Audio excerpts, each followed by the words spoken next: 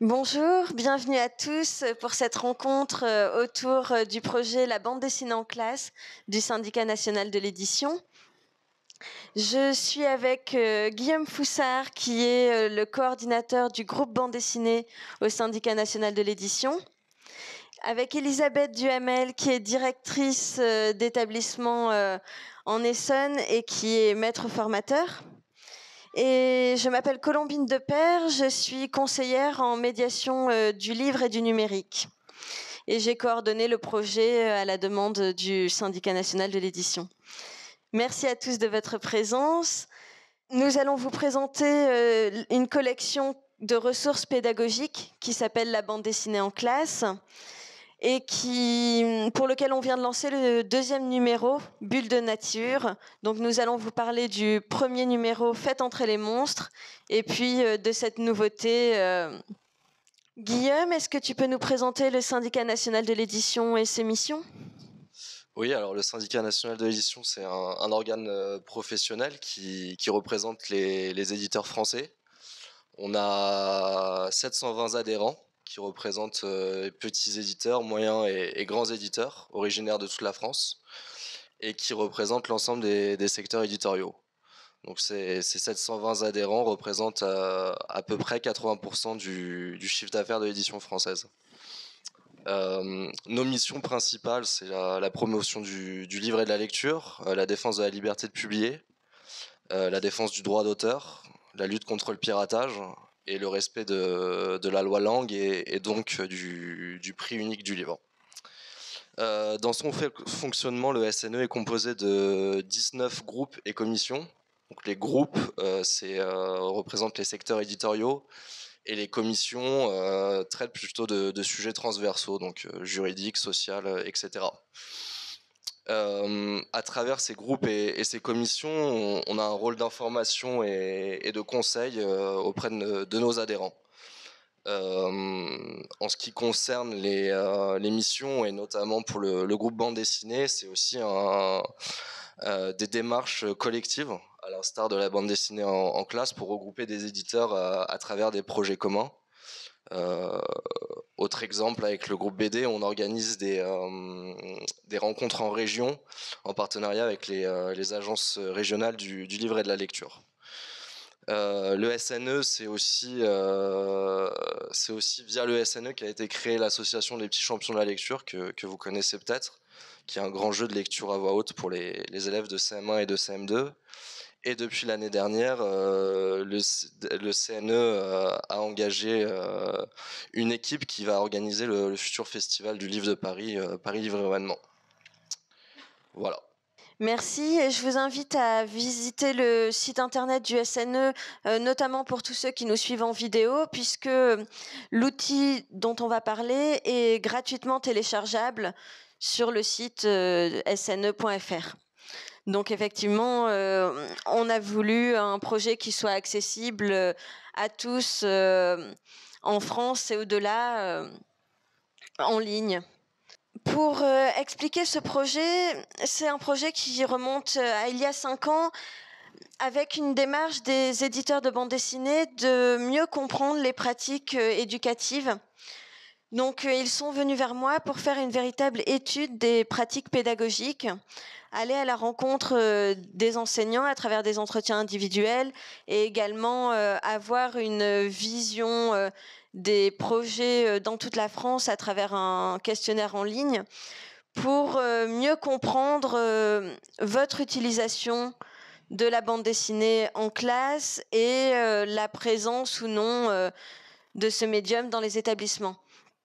Cette étude, elle a montré qu'il y avait des projets formidables autour de la bande dessinée, mais qui étaient encore assez rares sur le territoire.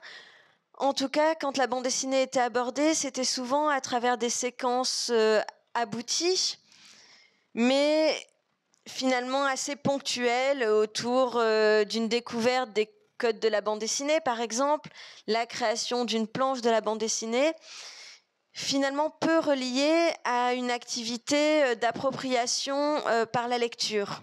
Des projets qui se situaient très rarement dans un tout progressif sur l'ensemble de l'année scolaire. Donc l'objectif, suite à cette étude, ça a été de pouvoir proposer un dispositif qui donne aux enseignants les clés pour sélectionner des bandes dessinées dans une offre éditoriale très dynamique, de plus en plus variée, et puis leur donner des éléments pour les guider dans une lecture experte de la bande dessinée dans toute sa variété. Donc que ce soit de la bande dessinée franco-belge, du manga, du comics, de la bande dessinée documentaire comme de la fiction.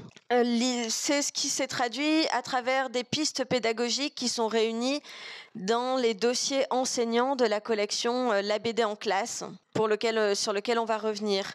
L'idée, c'était aussi de répondre aux obstacles que les enfants peuvent rencontrer à travers lorsqu'il s'agit de fréquenter déjà la bande dessinée, donc dans l'accès au livre en général, mais aussi à travers la lecture et la compréhension d'un ouvrage. Donc pour cela, on a créé un carnet élève, peut-être tu peux le montrer, qui est un peu plus petit pour faciliter une lecture intime, une appropriation individuelle des élèves dans un objet qu'ils peuvent amener, qui peut être un objet transitionnel entre la classe et la maison, puisqu'il contient des extraits de bande dessinée, des jeux. L'idée, c'était de pallier à cette difficulté d'accès au livre, proposer vraiment un outil qui plonge dans la lecture, qui développe les capacités de compréhension du texte, de l'image et aussi de la construction narrative du récit à travers les petits jeux qu'il y a dedans, pour lutter contre les freins socio-économiques qu'il peut y avoir autour de la bande dessinée, les freins culturels, bien sûr. Pouvoir outiller comme ça des classes avec un outil complet du dossier enseignant au carnet élève. Et puis le dernier objectif de ce projet, c'était vraiment d'aider à mettre en place les conditions qui peuvent permettre aux enfants d'être intéressés par les livres et la lecture en général, et pour ça l'attrait de la bande dessinée en tant que livre illustré et objet ouvrant à la culture populaire, a fait ses preuves à travers les statistiques de lecture. Je pense que vous avez tous pu observer dans vos classes l'engouement de cet objet qui a des aspects didactiques, on va le voir, mais qui a aussi un capital ludique et très attractif. Donc, proposer un projet littéraire qui s'appuie sur des œuvres littéraires, mais qui va les rendre acteurs vraiment d'un processus d'apprentissage.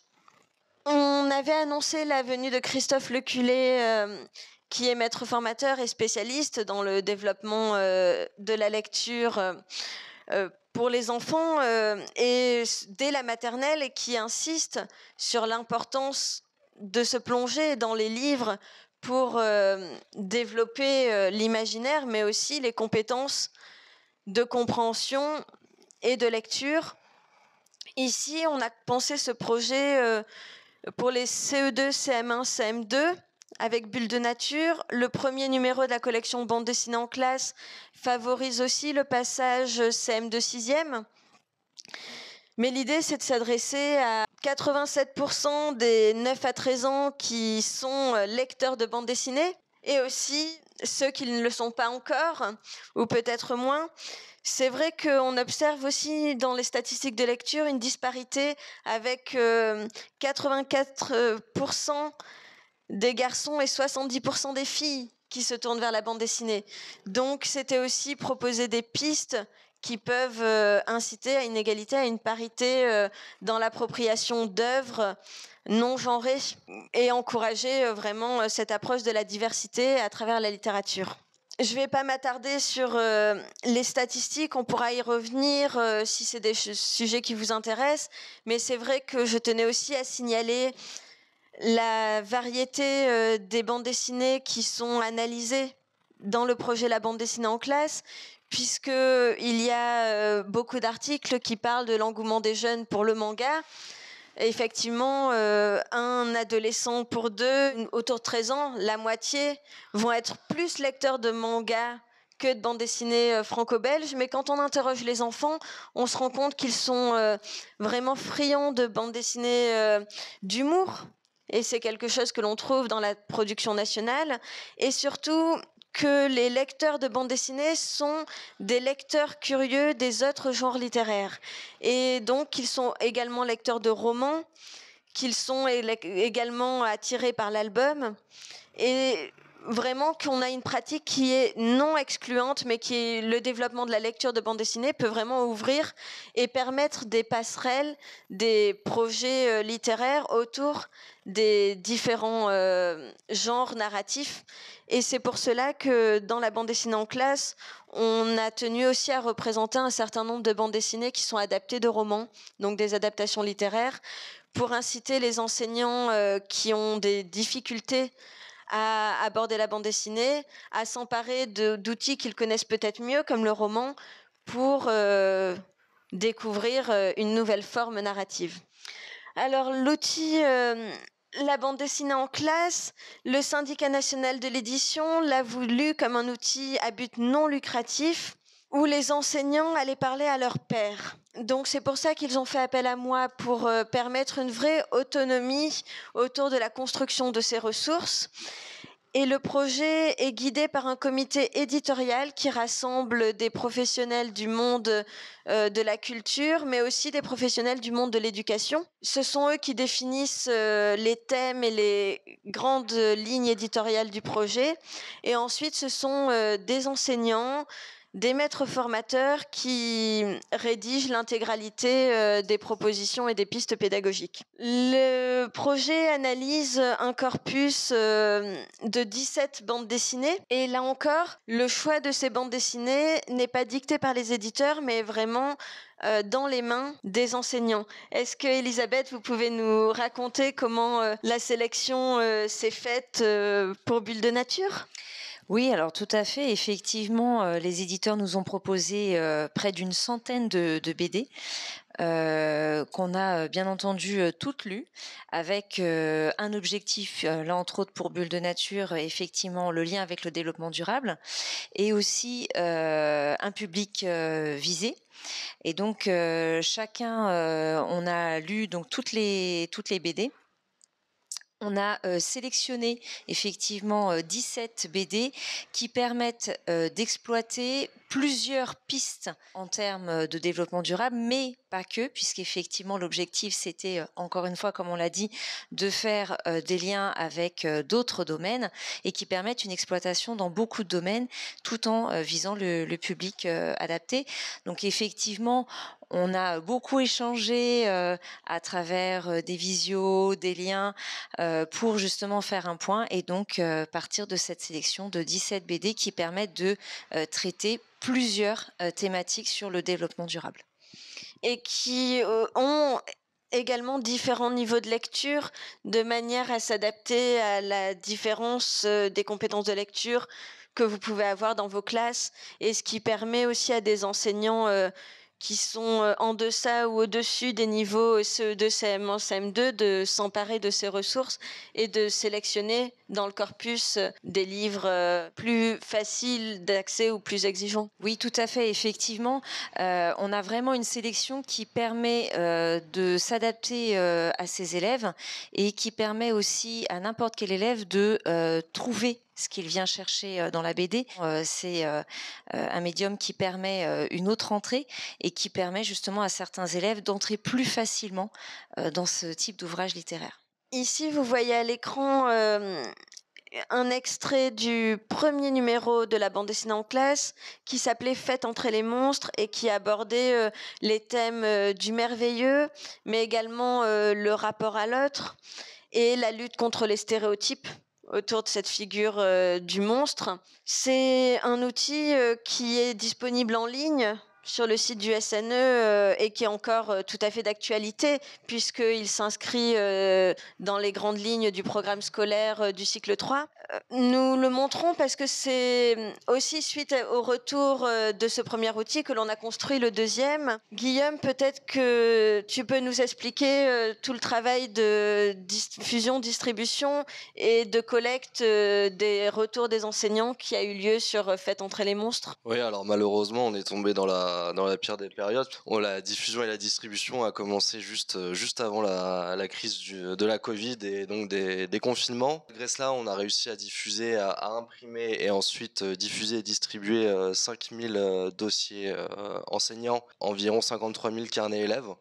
qui étaient distribués sous format de pack, donc 30 carnets élèves pour un dossier enseignant. On s'est appuyé pour la diffusion et la distribution de ces outils sur des partenaires, principalement les festivals de bande dessinée jeunesse et les festivals de BD qui proposent des formations aux enseignants et des journées professionnelles dans le cadre de leur festival. Sur les ligues de l'enseignement, sur les agences régionales du livre et de la lecture, sur quelques académies et rectorats qui nous ont aidés à diffuser les outils. Et comme tu l'as dit, Colombine, à plusieurs reprises, Faites entrer les monstres était disponible gratuitement sur le site web du Syndicat national de l'édition.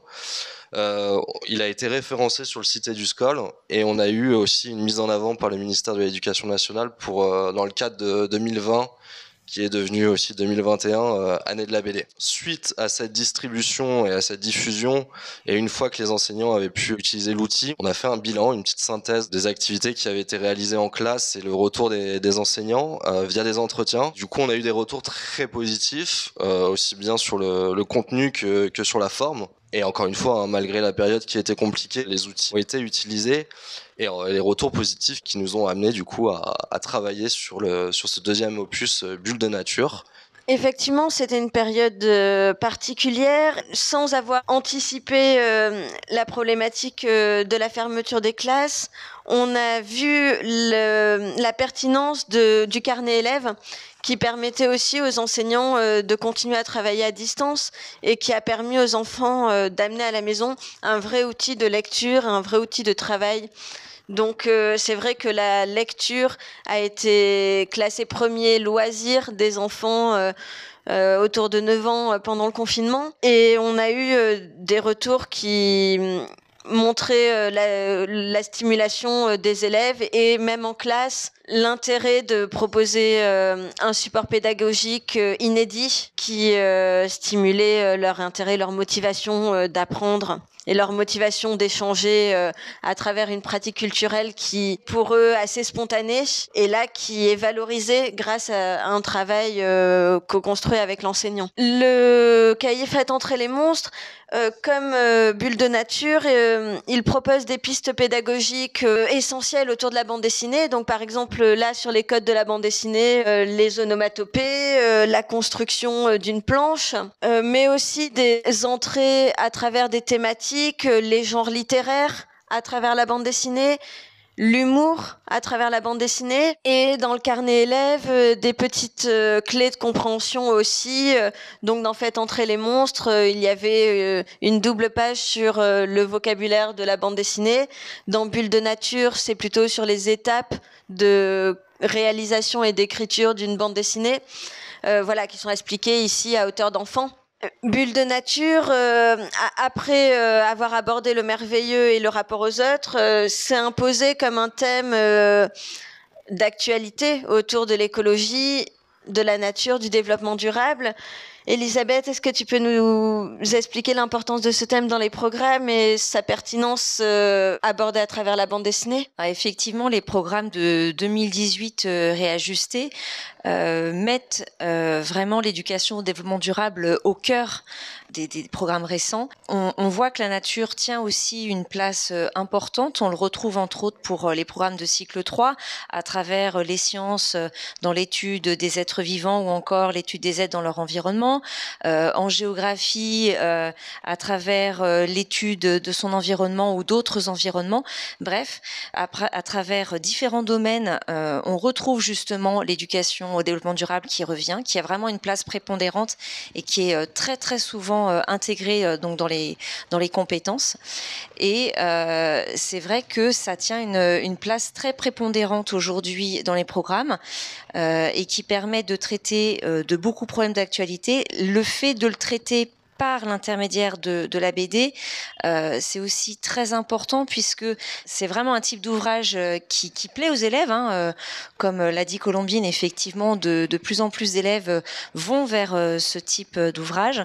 C'est intéressant puisqu'on suscite effectivement l'attrait des élèves pour ce type d'ouvrage, mais on va plus loin puisqu'effectivement, on peut travailler à travers les genres littéraires. On va aussi travailler à partir justement des problématiques environnementales, économique et sociétale. Effectivement, dans le dossier enseignant, vous allez trouver une approche de la nature vue à travers la bande dessinée, d'une nature sauvage jusqu'à une nature domestiquée. Mais vous trouverez aussi des pistes d'activités plus concrètes à mettre en place en classe dans votre établissement autour de projets d'éducation au développement durable et comment inscrire la bande dessinée dans un projet global de la sortie en forêt à la lecture et à finalement la réalisation d'activités de création, d'expression écrite, orale ou autres en éducation artistique et culturelle. Un certain nombre de pistes aussi autour de la question du vivre ensemble, qui est au cœur de l'EDD, bien sûr. Et un témoignage d'une autrice de bande dessinée, Daphné Collignon, qui a fait la bande dessinée Calpurnia et qui vous propose un mode d'emploi pour animer un atelier de bande dessinée. C'était important pour nous de donner la parole à une créatrice et de proposer des pistes faciles à prendre en main pour permettre une mise en application rapide pour les enseignants qui voudraient mettre en place tout de suite des activités, par exemple de création de planches, de création d'histoires, en complément des pistes plus théoriques qui vont nécessiter bien sûr une appropriation et permettre des projets de fond. Là encore, un nombre de pistes suffisamment large pour que vous puissiez partir de votre expérience, relier la bande dessinée à des projets que vous avez déjà préconçus et que vous puissiez vraiment utiliser ces ressources comme un levier pour faire écho à votre pratique et aller vers la découverte d'un nouveau genre littéraire ou en tout cas dans des pistes interdisciplinaires que vous n'aviez peut-être pas abordées jusqu'à présent. Est-ce que, Elisabeth, tu veux nous faire un retour de quelques expérimentations que tu as faites en classe autour de ces outils ? Alors oui, effectivement, j'ai eu la chance de pouvoir mener quelques expérimentations avec ma classe. Alors on a fait tout un travail dans un premier temps sur l'étude vraiment du genre littéraire au niveau de la BD, un petit peu décrypter donc les codes de la BD pour réussir après, lorsque les élèves allaient s'appuyer sur certaines planches, justement à utiliser le vocabulaire adéquat. On est vraiment parti là-dessus, même s'il y avait plein d'autres pistes qui pouvaient se mettre en place en étude de la langue. On pouvait travailler sur le vocabulaire avec certaines BD. Enfin voilà, on s'est plutôt attelé à cette piste-là. Donc l'étude du genre littéraire. Et puis après, par la suite, on a vraiment fait un petit travail en petits groupes où chaque groupe s'est approprié une BD et a essayé dans cette BD de ressortir la thématique en lien avec le développement durable qui en ressortait. Alors, c'est des grands que j'ai, c'est des CM2, donc c'était effectivement beaucoup plus facile, mais on peut aussi très bien guider les élèves et leur donner une thématique en sélectionnant certaines BD qui vont traiter de la thématique choisie. Donc, ils devaient donc extraire cette thématique et montrer à partir de cette thématique quel était le message que souhaitait faire passer l'auteur à travers cette BD, donc en s'appuyant sur certaines planches, à travers un exposé au reste de la classe, en s'appuyant sur certaines planches, sur certains passages, parfois même plusieurs pages, qui permettaient justement d'appuyer leurs propos. Donc c'était vraiment très intéressant puisque ça a quand même suscité beaucoup de débats au niveau des élèves. Alors ici, je montre quelques photos effectivement que tu nous as envoyées du travail en classe. L'idée de ces pistes pédagogiques, c'est vraiment de proposer déjà une première approche d'observation de la nature, d'observation de son environnement, et puis ensuite de proposer à travers des histoires, alors que ce soit des fictions ou des bandes dessinées documentaires également, des narrations qui vont permettre aussi de comprendre l'influence de l'homme sur la nature et surtout de se poser des questions. L'objectif d'aborder le développement durable à travers la bande dessinée n'est pas forcément de responsabiliser les enfants dans leur jeune âge, mais de leur proposer une entrée réflexive sur ces thèmes et ensuite libre à vous de proposer des projets dont ils vont être acteurs. Mais nous, c'est plutôt différentes entrées qui vont permettre ces différents degrés d'implication et de questionnement. Donc dans le corpus, on a vraiment choisi des bandes dessinées variées, que ce soit Léonie et les scarabées, où on a une fillette qui va se transformer en insecte et cohabiter avec eux, combattre les scarabées, on est complètement dans le merveilleux. Et c'est un genre qui va être décrypté dans les pistes pédagogiques pour comprendre comment il est abordé en bande dessinée, mais aussi un titre plus documentaire, comme le guide de l'anti-manipulation, où là on a des astuces pour être consommateur et déjouer les pièges de la publicité. Donc des entrées très larges aussi pour s'adapter à vos projets de classe ou proposer une variété d'entrées dans un même sujet. Peut-être que vous pouvez tous les deux nous faire part d'un ou deux coups de cœur autour de la bande dessinée dans le corpus. Alors, moi, je vais parler de mon coup de cœur et puis après, je vais parler du coup de cœur de mes élèves. Mon coup de cœur, pour moi, ça a été vraiment Calpurnia, où effectivement, on reprend ce que tu disais, donc l'observation de la nature, parce qu'effectivement, je pense que c'est un fondamental. Observer déjà ce qu'il y a autour de nous, dans notre environnement, voir notre impact justement sur cet environnement. Et alors, le coup de cœur de mes élèves, ça a été Perdu dans le futur, parce que c'est effectivement une BD qui permet de traiter plusieurs thématiques qui leur étaient pour eux assez importantes, entre autres le harcèlement et le handicap. Et c'était quelque chose qui leur tenait à cœur pour ces élèves-là. Voilà, encore une fois, c'est un corpus très large qui permet vraiment de s'adapter à différentes typologies de classes et vraiment de traiter différentes thématiques avec ses élèves. Et effectivement, un projet, des outils ludopédagogiques, puisque Perdu dans le futur, c'est aussi une histoire de science-fiction, un voyage dans le temps, et donc une véritable aventure à travers lesquelles sont abordés ces thèmes complètement en filigrane. Et c'est vrai que par la suite, un des souhaits qui a été évoqué justement par les élèves, c'était de continuer d'écrire la suite, même si effectivement elle est existante, d'écrire la suite pour justement amener une fin heureuse, on va dire, au dénouement tel qu'ils l'entendaient. Guillaume, est-ce que tu as un coup de cœur ? J'en ai plein. Moi, j'ai pas eu la chance de les tester avec des élèves, donc je sais pas tellement. Mais oui, moi, la leçon de pêche dessinée par Émile Bravo, je trouve ça assez chouette, assez rigolo. Là, je pense qu'on est plus sur de la bande dessinée qui est peut-être pour les plus jeunes. Puis un autre aspect, c'est peut-être Hubert Rive nous explique La Forêt, c'était le tome 2 chez le Lombard, je vais quand même citer les éditeurs, et qui là peut-être s'adresse plus aux plus grands, j'imagine, même si j'ai pas énormément de recul là-dessus, et qui est plutôt sur de la BD reportage, donc c'est aussi ça représente aussi les différents secteurs au sein même de la BD. Et puis tu l'as dit, hein, mais on a aussi des mangas qui sont dans le corpus et qui permettent un petit peu de couvrir tous les champs éditoriaux. Donc c'est essayer d'avoir le corpus le plus varié possible pour parler aux enfants. Mais sinon toutes les BD du corpus sont excellentes. Pas de... Et pour faire découvrir aussi aux enseignants certaines formes de bande dessinée vers lesquelles ils n'iraient peut-être pas spontanément.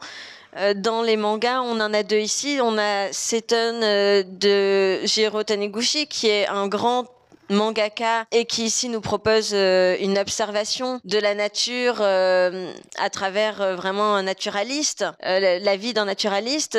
Mais on a aussi Sahara le samouraï aux fleurs qui va combattre dans le désert avec une épée qui va faire refleurir la végétation. Donc un manga d'action et des batailles caractéristiques du genre shonen, mais traité ici avec une vraie fable écologique qui a retenu l'attention des enseignants. Moi, j'ai quelques exemples supplémentaires d'utilisation par les enseignants de ces ressources pédagogiques.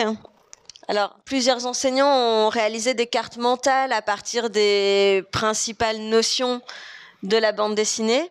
Beaucoup d'enseignants ont aussi abordé la question des onomatopées.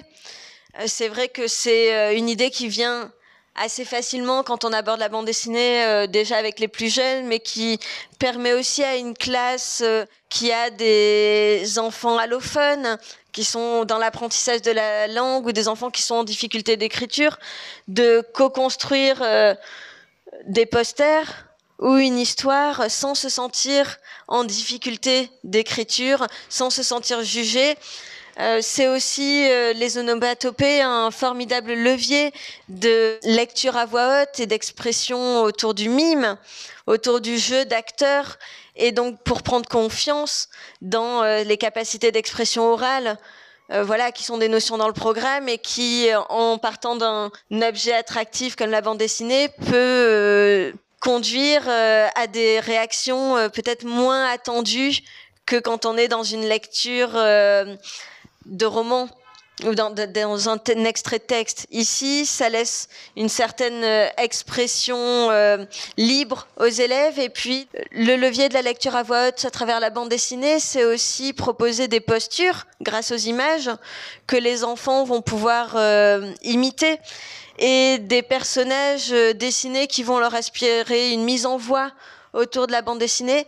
Donc on a vu à travers ces ressources un certain nombre d'enseignants qui faisaient des expérimentations de lecture à voix haute, de planches ou d'extraits de bande dessinée, et qui avaient de très bons retours, notamment parce que la bande dessinée se prête assez facilement à une forme dialoguée.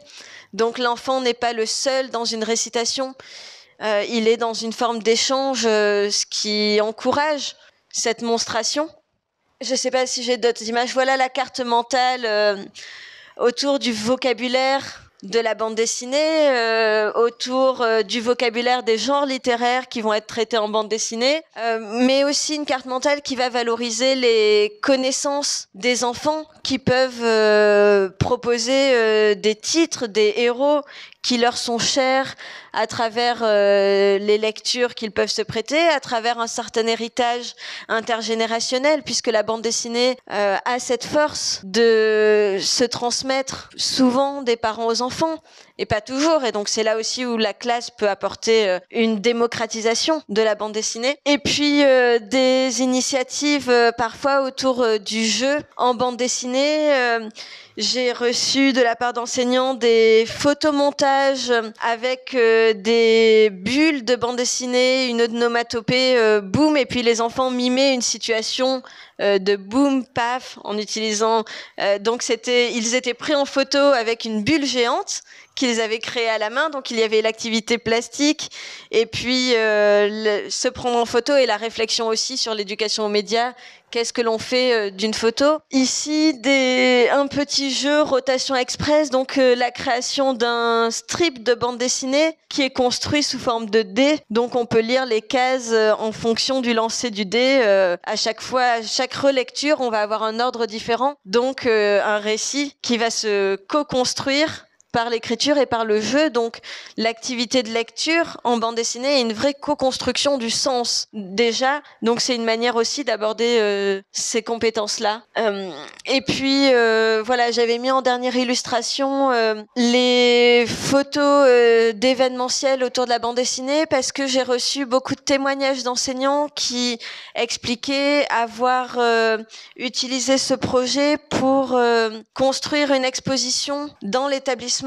Alors soit en téléchargeant les planches pour lesquelles les éditeurs ont négocié les droits, qui sont les planches du carnet élève, qui sont imprimables et utilisables dans un cadre pédagogique, soit en exposant les travaux des élèves, les réalisations en classe, voire les deux, parce que parfois d'exposer la planche créée par les élèves aux côtés d'une planche de bande dessinée professionnelle, c'est aussi valorisant, et ça a invité les parents dans l'établissement, donc c'était créateur de liens sociaux. Et là-dessus, cette activité événementielle, ça peut être un vrai levier aussi pour communiquer sur le dynamisme de vos établissements. Ici, la photo d'un événement qui est les 48 heures BD, auquel participent aussi un certain nombre d'établissements. Peut-être, Guillaume, tu peux nous dire un mot sur cet événement ? Oui, tout à fait. Alors, tu en parleras peut-être mieux que moi, hein, mais les 48 heures de la BD, c'est des albums de bande dessinée et de manga qui sont disponibles à 2 €, si je ne me trompe pas, et qui peuvent être achetés dans les librairies partenaires. Et par la librairie ludique qui est assez présente dans les collectivités. Et donc l'idée c'est d'avoir un accès, de démocratiser l'accès à la bande dessinée, et c'est généralement des tomes, des premiers tomes de séries ou des one-shots qui permettent de découvrir des séries ou des BD qui ont toujours une actualité dans les librairies. Et la vente en librairie de proximité permet aussi de financer la mise en place d'actions pédagogiques et aussi le don de plusieurs milliers de bandes dessinées aux établissements qui peuvent les demander via Ludique.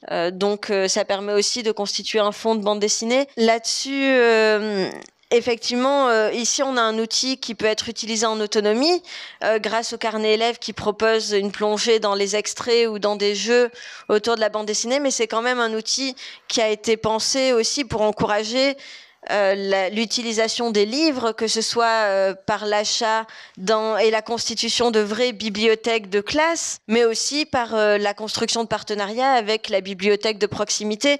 Peut-être, Elisabeth, tu peux témoigner de cette complémentarité entre l'outil et les livres. Alors effectivement, l'outil a permis l'achat de plusieurs livres et d'alimenter donc justement la bibliothèque de classe qui permet aux élèves de très régulièrement la consulter, et qui peut aussi, alors là je parle pour la classe, mais effectivement on peut partir sur aussi la bibliothèque d'établissement, la bibliothèque d'école, où effectivement on peut complémenter la bibliothèque d'école avec tous ces ouvrages. Et comment les enfants se sont emparés des livres ?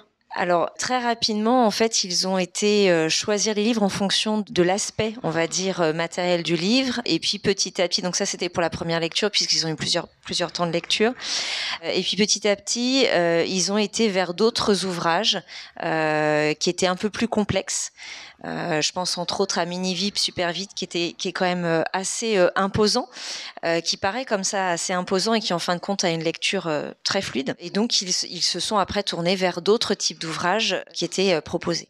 Merci. Est-ce que vous souhaitez rajouter quelque chose ? Non, tu l'as assez bien décrit, hein. L'idée après c'est de faire de la BD en classe une collection, donc avec les mêmes maquettes, de proposer toujours un dossier enseignant et un carnet élève. Tu l'as dit, je peux aussi peut-être, mais en préambule, dans le carnet élève, on a un petit peu les codes et les codes de la création d'une BD avec des mots qui sont pas forcément, même pour les lecteurs de bande dessinée, toujours connus. La relation entre l'auteur, l'éditeur, le scénariste, des termes très professionnels. On parle d'ancrage, de lettrage, de composition d'une planche. Après, en deuxième partie du carnet élève, l'idée, c'est à travers des jeux, que les élèves puissent dessiner et écrire pour s'approprier justement les codes de la BD. Et en fin du carnet élève, des extraits, parce qu'on imagine très bien que les élèves pourront peut-être pas avoir accès à toutes les bandes dessinées du corpus, donc au moins avoir des extraits pour avoir un petit aperçu des bandes dessinées disponibles dans le corpus. Et effectivement, peut-être redire les conditions d'accès à cet ouvrage qui sont en ligne, gratuitement téléchargeables et en fichier haute définition. Pourquoi ? Pour inciter chaque enseignant, chaque établissement à proposer, à imprimer ces carnets individuels de l'élève. Alors c'est vrai que c'est plus facile pour des établissements qui ont soit un service de reprographie, soit une mairie qui accepte aussi parfois la mairie. La bibliothèque peut être un vrai partenaire pour imprimer 30 carnets si vous avez 30 élèves. Les éditeurs, à travers le syndicat national de l'édition, vont financer aussi l'impression de près de 1300 packs pour doter autant de classes de cet outil. Mais c'est vrai que à travers les partenariats, ça va être diffusé de manière inégale en France, malheureusement, parce que 1300 classes, c'est peu.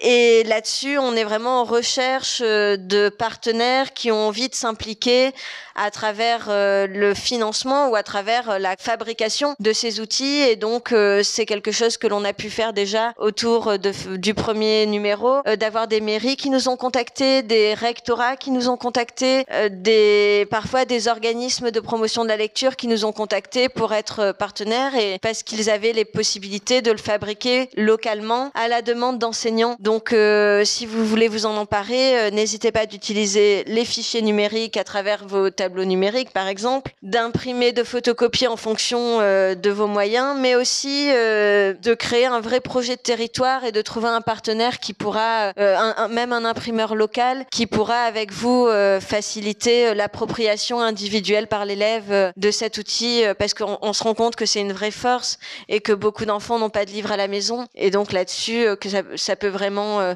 ouvrir un nouveau dialogue avec les enfants, avec les parents. Mais là-dessus, je vous remercie de votre attention. On reste à votre disposition après la rencontre et puis en ligne, si vous avez des questions, n'hésitez pas à nous contacter. Et puis, je vais vous souhaiter une belle découverte, une belle lecture.